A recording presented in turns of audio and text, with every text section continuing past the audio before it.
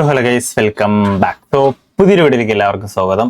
നമ്മുടെ ഇന്നത്തെ വീഡിയോ എന്ന് പറയുന്നത് യുദ്ധകാലത്തെ വാർത്തകളാണ്. ഓക്കെ, ജെന്യൂൻ വാർത്തകളാണ് നമ്മൾ കാണാനായിട്ട് പോകുന്നത്.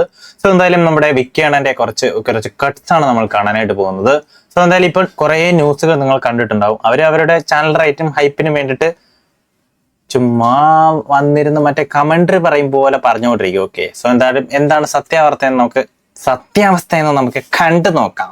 വിക്കിയാണന്റെ വീഡിയോ ആണ്. ഓക്കെ, നമസ്കാരം. യുദ്ധം നടന്നുകൊണ്ടിരിക്കുകയാണ്. അതെ, ഏതൊക്കെ രാജ്യത്താ സംഭവിക്കുന്നതെന്ന് നമുക്കറിയാം. നമ്മൾ മലയാളികൾ ജീവിക്കാൻ വേണ്ടിയിട്ട് തെരഞ്ഞെടുത്ത അറബ് രാജ്യങ്ങളിലാണ് ഇപ്പൊ യുദ്ധം നടക്കുന്നത്. ഈ അവിടെ ഉള്ള നിങ്ങളുടെ ബന്ധുക്കളോ സുഹൃത്തുക്കളോ അവിടെ ഉണ്ടെങ്കിൽ അവരുമായിട്ടൊന്ന് കണക്ട് ചെയ്തതിന് ശേഷം അവിടെ എന്താ നടക്കുന്നതെന്ന് അവരോട് ചോദിക്കുക. നിങ്ങൾ ദയവ് ചെയ്ത് ന്യൂസ് ചാനലുകൾ ഇരുന്ന് കാണരുത്. പ്രത്യേകിച്ച് കേരളത്തിലെ ന്യൂസ് ചാനലുകൾ ഒരു നാണവും മാനവും ഇല്ലാതെ അവരുടെ റേറ്റിംഗ് കൂട്ടാൻ വേണ്ടിയിട്ട് അവര് ചെയ്യുന്ന ഈ ഒരു പരിപാടി കണ്ട് കേരളത്തിലെ എന്തോരം മനുഷ്യന്മാരാണ് ഈ ടെൻഷൻ അടിക്കുന്നതെന്ന് അറിയൂ. അതെ, എന്തോരം മനുഷ്യര് അയ്യോ എന്ത് പറ്റി, എന്റെ മക്കൾക്ക് എന്ത് പറ്റി എന്ന് വിചാരിച്ചിരിപ്പോണ്ട് അവര് ടെൻഷൻ അടിച്ച് ചത്തുവോ സുഹൃത്തെ. നമ്മളെ സമാധാനിപ്പിക്കാൻ വേണ്ടിയിട്ട് എന്തെങ്കിലും ഒന്ന് ചെയ്യും. ബിഗ് ബ്രേക്കിംഗ്, അവിടെ മിസൈൽ വീണു, അവിടെ ലബ് വീണു എന്നൊക്കെ പറയുമ്പോ ചിലപ്പോ വീഴുന്നുണ്ടാവാം.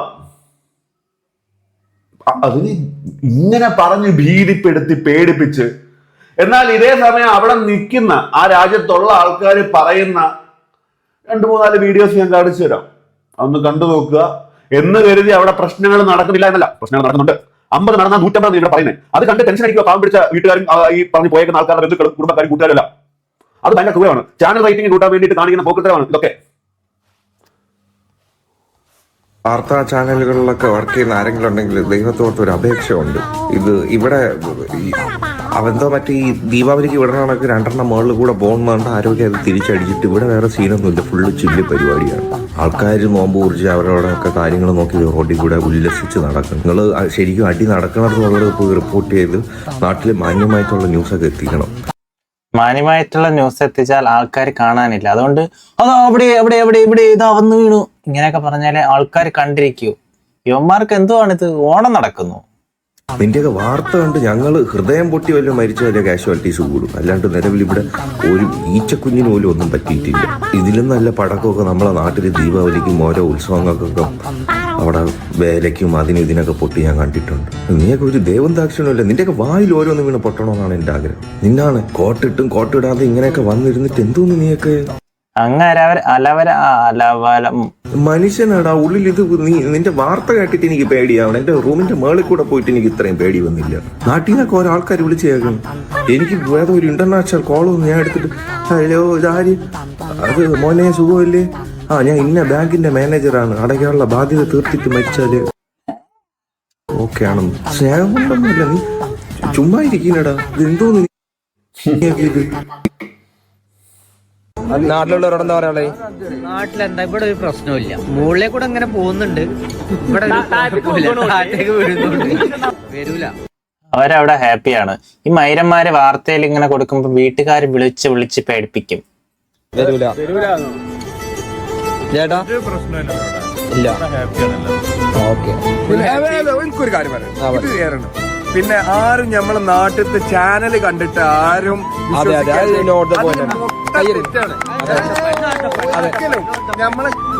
അവരങ്ങനെ കൈയടിക്കണമെന്നുണ്ടെങ്കിൽ അതിന് കാരണം കാണും.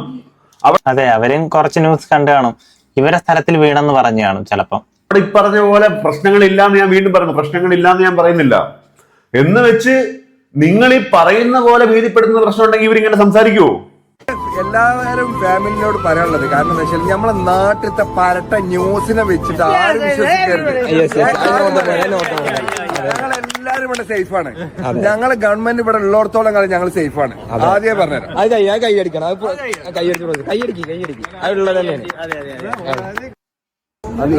ബുർജ് ഖലീഫ പൂർണ്ണമായിട്ട് ഒഴിപ്പിച്ചു എന്നുള്ളൊരു ന്യൂസാണ് ഏഷ്യാനെറ്റ് ന്യൂസിൽ ഇപ്പം കാണുന്നത്. ഇതൊരു ഫേക്ക് ന്യൂസ് ആണ്. ദയവേത് നിങ്ങളുടെ ചാനലിൻ്റെ റേറ്റിംഗ് കൂട്ടാൻ വേണ്ടിയിട്ട് ഇതുപോലുള്ള ന്യൂസ് നിങ്ങൾ കൊടുക്കരുത്. അങ്ങനെ കൊടുക്കേണ്ട ഒരു സമയമല്ല ഇത്. ഒട്ടനവധി പ്രവാസികൾ താമസിക്കുന്ന ഒരു സ്ഥലമാണ് ദുബായ് അല്ലെങ്കിൽ UAE. ഇവിടെ എന്തെങ്കിലും ഒരു ന്യൂസ് ചെറുങ്ങനെ കാണുന്ന സമയത്ത് നാട്ടിലുള്ള ആൾക്കാർക്ക് അവിടെ നല്ല രീതിയിൽ കഴിയാൻ പറ്റില്ല, എല്ലാവരും പാനിക്കാവും. ആളുകളെ പാനിക് ആക്കരുത്. UAEയുടെ നാഷണൽ ന്യൂസ് ചാനലായിട്ടുള്ള വാം പോലെയുള്ള ചാനൽസിൽ വരുന്ന വാർത്തകൾ നിങ്ങൾക്ക് മലയാളികൾക്ക് വേണ്ടിയിട്ട് ഷെയർ ചെയ്യാം. അല്ലാതെ കുക്ക്ഡ് ആയിട്ടുള്ള സ്റ്റോറീസ് ഉണ്ടാക്കരുത്. ആളുകൾ പാനിക്കായിട്ടുള്ള ഒരു സിറ്റുവേഷൻ ആണ്. ഇപ്പോൾ ദുബായ് സംബന്ധിച്ചിടത്തോളം ആകെ എയർപോർട്ടിൽ മാത്രമാണ് റെസ്ട്രിക്ഷൻസ് വന്നിട്ടുള്ളത്. വേറെ ഒരു റെസ്ട്രിക്ഷനോ കാര്യങ്ങളോ നമുക്ക് പോകാനോ വരാനോ ഒരു കുഴപ്പങ്ങളും ഇല്ല. അതുകൊണ്ട് തന്നെ എല്ലാവരും പ്രോപ്പർ ആയിട്ടുള്ള ന്യൂസ് കൊടുക്കുക. ആളുകൾ അതെ അതെ, പ്രോപ്പർ ആയിട്ടുള്ള ന്യൂസ് കൊടുക്കാനായിട്ട് ശ്രദ്ധിക്കുക. വെറുതെ എന്തിനാണ് ആൾക്കാരെ പേടിപ്പിച്ച് ദുഃഖിപ്പിക്കുന്നത്? പാനിക് ആക്കരുത്. ബുർജ് ഖലീഫ എല്ലാവരും പറയുന്ന ഒരേ കാര്യമാണ്. അതെ, ഒരേ കാര്യം. ഓരോരുത്തരുടെ വീഡിയോസ് കണ്ടു കഴിഞ്ഞാൽ നമ്മൾ അതിശയപ്പെട്ടു പോകും. കാരണം ഇത് കണ്ടിട്ടായിരിക്കും അത് കാണുന്നേ. ഇവിടെ ഇവന്മാര് പറയുന്ന കോയം കേട്ടിട്ടായിരിക്കും അവിടെ പോയി കാണുന്നേ. ഞാൻ എന്റെ കൂട്ടുകാരെ വിളിച്ചപ്പോ അളിയാ മേളിൽ കൂടെ പോകുന്നുണ്ടളിയാ, 2-3 താഴോട്ട് വീഴുന്നുണ്ടളിയാ, സീനൊന്നും ഇല്ലളിയാ, അങ്ങനെ പറയുമ്പം നമ്മളിതല്ലല്ലോ ന്യൂസിൽ കേൾക്കുന്നത്. ഇങ്ങനെ 10 കേട്ടാ 47 എന്ന് പറയും ഇവിടെ വന്ന്. ചിലപ്പോ ഇനി അവിടെ പ്രശ്നങ്ങൾ ഉണ്ടെങ്കിൽ തന്നെ ഒന്ന് സമാധാനിപ്പിച്ചൂടെ? പ്രശ്നങ്ങൾ ഇങ്ങനെയൊക്കെയാണ്, നിങ്ങളാരും ടെൻഷൻ പേടിക്കണ്ട എന്നുള്ള രീതിയിലല്ലേ നമ്മള് മലയാളികളിൽ മിനിമം ചെയ്യണ്ടേ? ശരിയാണ്. അതല്ല. ഈ ഒരു മെസ്സേജ് കേട്ടോ, അച്ഛനമ്മ ഓർക്കട്ടെ, അവിടെ കുഴപ്പമില്ലല്ലോ. ഇപ്പൊ സമയം ഏകദേശം 11:48 UAE ടൈം. അപ്പൊ നാട്ടിൽ എത്ര സമയം? 12:48 പ്ലസ് എങ്ങനെ പോയി 1:15 എന്റെ അച്ഛനമ്മ ഇതുവരെ ഉറങ്ങിയിട്ടില്ല. നിങ്ങൾ ഈ ന്യൂസുകാര് വെറുതെ റേറ്റിങ്ങിന് വേണ്ടിട്ട് ഇമാതിരി പരിപാടി കാണിക്കരുത്. ഇവിടെ ഞങ്ങൾക്ക് ഒരു കുഴപ്പമില്ല. ഈ ഗവൺമെന്റ് നല്ല സെറ്റായിട്ട് ഞങ്ങൾ നോക്കണം. അവർക്ക് എന്തെങ്കിലും ഇഷ്യൂ ഉണ്ടെങ്കിൽ അവര് തീർത്ത് വിടണുണ്ട്. എല്ലാരും ഒരേ കാര്യങ്ങൾ മാത്രം. അതെ അതെ, കാരണം ഇവിടെ ഉള്ളവർ അവിടെ എന്ത് സംഭവിക്കുന്നു വേറൊരു വഴിയില്ലാത്ത ന്യൂസുകാരെ ആശ്രയിക്കുന്നു. ന്യൂസുകാർ ഇത് തന്നെ കോളെന്ന് പറഞ്ഞ് തട്ടി വിടുന്നു, എന്തൊക്കെയോ പറയുന്നു. ഈ ഒരു കാര്യവുമായി ബന്ധപ്പെട്ട് ഞാൻ ഒരാളുടെ വീഡിയോ കാണിക്കാം. പണ്ട് ജൂതന്മാരെ ജ്യൂസ് എന്നൊക്കെ പറഞ്ഞ് ഒരാള്, ഒരു മുസ്ലിയാര് ഒരു വീഡിയോ ചെയ്തിട്ടുണ്ടായിരുന്നു. നമ്മളെല്ലാരും കളിയാക്കിയിട്ടുണ്ട്. പക്ഷെ പുള്ളി ജോത്സ്യനാന്ന് തോന്നുന്നു കേട്ടോ. പുള്ളി അറിഞ്ഞിടത്തോളം പുള്ളി അത്ര ബോധമില്ലാത്തൊരു മനുഷ്യനൊന്നും അല്ല. കാരണം പുള്ളി ഇത് പ്രെഡിക്റ്റ് ചെയ്ത പോലെ ഒരു വീഡിയോ ചെയ്തിട്ടുണ്ട്. ഞാൻ കാണിച്ചു തരാം. ഇറാനുമായി ഒരു യുദ്ധം സത്യമായി ഉണ്ടായിരിക്കും. അത് യാതൊരു സംശയവും വേണ്ട. അത് നടന്നേ തീരും. അത് വളരെ താമസിയാതെ നടക്കുകയും ചെയ്യും. ഇറാനുമായി യുദ്ധം വന്നാൽ മിഡിൽ ഈസ്റ്റ് ഇനിയും അട്ടിമറിയും. മിഡിൽ ഈസ്റ്റ് അട്ടിമറിഞ്ഞാൽ നമ്മുടെ സാമ്പത്തിക സ്രോതസ് മുഴുവനും നശിച്ചു. അതുകൊണ്ട് എക്കണോമിക്കൽ സിസ്റ്റത്തെ കൃത്യമാക്കാൻ നമ്മൾ പഠിക്കണം. സൂക്ഷിച്ച് ചെലവഴിക്കാൻ പഠിച്ചവർക്ക് ദാരിദ്ര്യം വരികയില്ലെന്ന് മുഹമ്മദ് മുസ്തഫ. ഇത് നിങ്ങളൊന്നും കൂടി ശ്രദ്ധിക്കണം. ഞാനിത് വളരെ പണ്ടേ നിങ്ങളോട് പറയുന്നുണ്ട്. ഇനി ഒരു യുദ്ധം ഉണ്ടാവുകയാണെങ്കിൽ അത് ഇറാൻ. ഞാൻ 2000 മുതൽ പറയുന്ന വർത്താനാണ്. പഴയ കേസറ്റൊക്കെ കേട്ട എന്നൊക്കെ അറിയാം. അടുത്ത യുദ്ധം ഇറാനുമായാണ്. അത് ഭയാനകമായിരിക്കും. അതിനാരാ ചെയ്യുക? അതിന് മറ്റുള്ളവരാണ് ചെയ്യുക. എന്തുകൊണ്ട്? ഒരു നഷ്ടവും അവർക്കില്ല. നഷ്ടം ആർക്കാണുള്ളത്? പറ, ആർക്കാ നഷ്ടം സംഭവിക്കുക? മുസ്ലിമീങ്ങൾക്ക്. ഇറാൻ ഇനി ഒരിക്കലും അമേരിക്കയെ തിരിച്ചടിക്കില്ല. ഇറാൻ തിരിച്ചടിക്കുകയാണെങ്കിൽ തിരിച്ചടിക്കുക എങ്ങനെയായിരിക്കും? ഒരു സാധാരണ നിലയിൽ ഒരു രാജ്യം തിരിച്ചടിക്കുകയും പോലെ ഇറാൻ തിരിച്ചടിക്കുകയാണെങ്കിൽ ഖത്തറിലോ സൗദിയിലോ പറ ഉള്ള എത്ര കൃത്യമായിട്ടാണ് ആ സ്ഥലം വരെ പറയുന്നത്. അമേരിക്കൻ ക്യാമ്പുകളെ ആക്രമിക്കുകയാണ് ചെയ്യാം. അപ്പൊ സ്വാഭാവികമായും എന്തുണ്ടാവും? ആ രാഷ്ട്രം ആ പക്ഷത്ത് ചേരും. ഇത് നടക്കൂലേ? നടക്കും. നടന്നേ തീരും. ഇറാനുമായി യുദ്ധം അനിവാര്യമാണ്. അത് നടന്നേ തീരും. അത്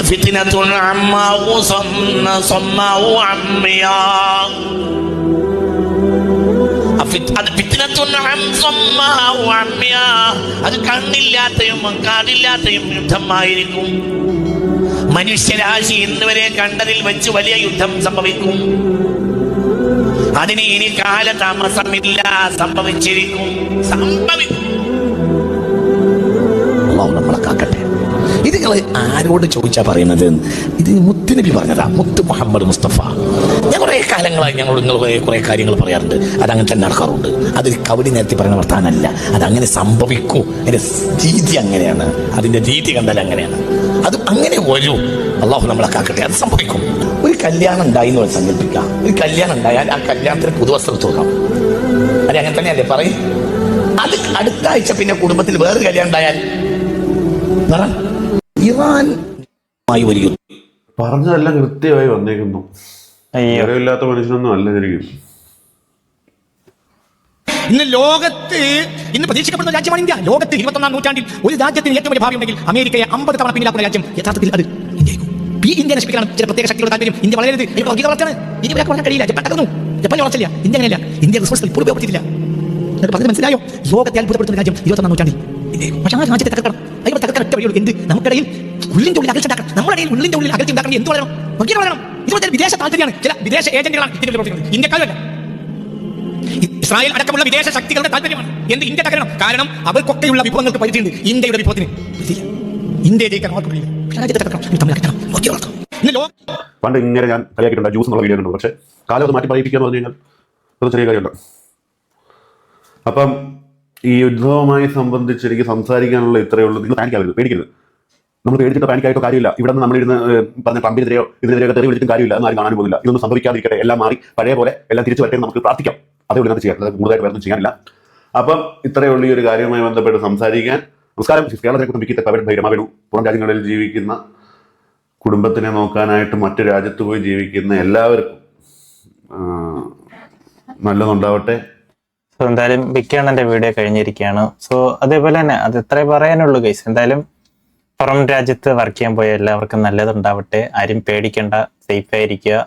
ഇവിടെ ഉള്ളവരും സേഫ് ആയിരിക്കുക. വെറുതെ ന്യൂസ് കണ്ട് പേടിക്കേണ്ട ആവശ്യമില്ല. ന്യൂസുകാർ അവരുടെ റേറ്റിംഗിന് വേണ്ടി അത് അവിടെ ഇവിടെ ഇങ്ങനെയൊക്കെ പറയുന്നതാണ്. നിങ്ങൾ പേടിക്കരുത് ഗൈസ്. സോ എന്തായാലും വീഡിയോ ഇത്രയേ ഉള്ളൂ. വീഡിയോ ഇഷ്ടപ്പെട്ടിട്ടുണ്ടെങ്കിൽ ലൈക്ക്, ഷെയർ, സബ്സ്ക്രൈബ്. ഓക്കെ, അപ്പം ഇന്നത്തെ റിയാക്ഷൻ വീഡിയോ കഴിഞ്ഞിരിക്കുകയാണ്. അടുത്തൊരു വീഡിയോയുമായി കാണുന്നവരേക്കും ബൈ ബൈ ഗൈസ്.